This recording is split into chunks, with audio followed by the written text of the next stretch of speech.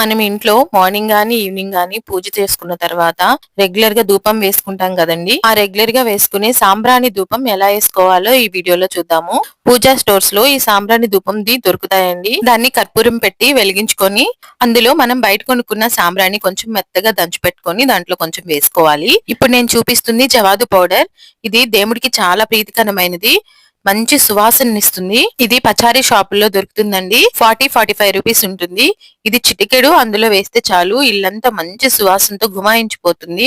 ఈ జవాదు పౌడర్ మనము దీపారాజన చేసేటప్పుడు కొంచెం ఆయిల్ లో వేసినా గానీ మంచి స్మెల్ వస్తుందండి. ఈ విధంగా ధూపం ఇంట్లో అన్ని మూలలా వచ్చేలాగా వేసుకొని ఇంటి నడి మధ్యలో పెట్టుకుంటే ఇంటికి కూడా ఎటువంటి నరదిష్టి ఉండదు. అలాగే మన ఇంట్లో ఉన్నటువంటి నెగిటివ్ ఎనర్జీ అంతా వెళ్ళిపోతుంది.